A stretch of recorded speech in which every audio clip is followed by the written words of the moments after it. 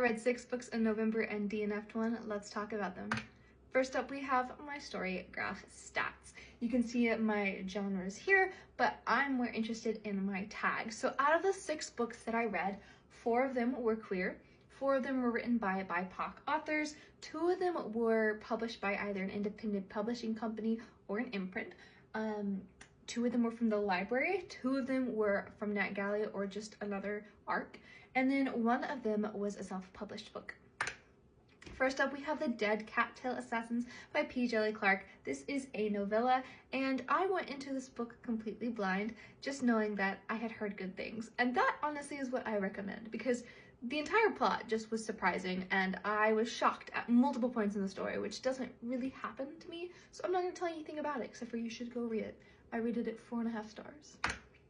Next up, we have The Devourer by Alison Ames. This was an e-arc that I got off of NetGalley through one of my favorite publishers, Page Street YA. Now, typically, I feel like Page Street YA doesn't miss.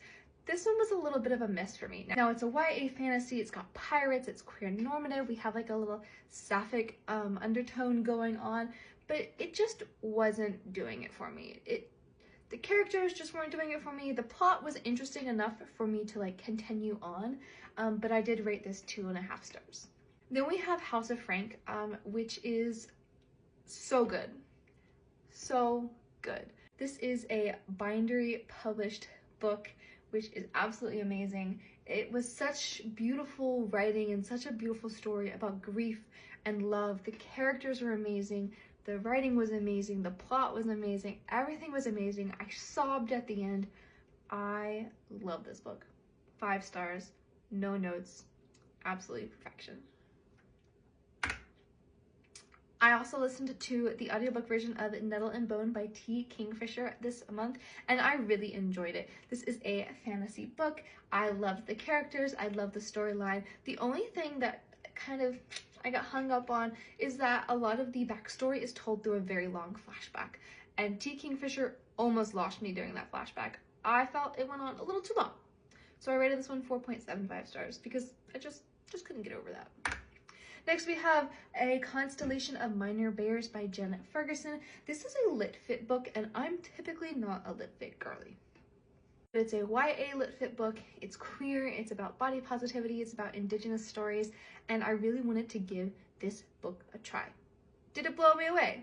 No. Was it a decent book? Yeah. I ended up rating it 3 stars. Again, I'm not typically a lit fic girly. Anyone has any lit fic recommendations for primarily fantasy book readers? Please let me know, because I've really yet to read any sort of literary fiction book that's like blown me away or been even close to that. Decent book. I'm just not a lit fic girly, would still recommend, really enjoyed those themes of queerness, of body positivity, and of indigenous culture, specifically in Canada, even though the book is set in the US. But they're from Canada, so. Next up, we have my DNF book of the month, and that is Night Bus by Zuo Ma. This was a graphic novel. It was a collection of like 11 little short stories telling one overarching story. I just wasn't getting into it. I got a little confused. It's supposed to be kind of like a biography of Zuo Ma's life mixed in with like fantastical elements, and it just was kind of confusing me, so I stopped reading it. The final book of the month is Darkness Calls Softly by Cassie McDonald. This is an indie author debut. It is an adult fantasy. It is queer. There's like a really slow burn going on, and I absolutely loved it. I rated this one 5 stars, and I love the characters. I love the plot. The ending shocked me to my core. This is supposed to be a duology. Book 2, Cassie said, is coming out next year, so I won't have to wait for long, but like, I need it now. Like, I would love to see this book go viral because I think it deserves the world. It was so good. So those are my November reads. Let me know if you read any of those or if you're going to add any of those to your TBR. And yeah, happy December.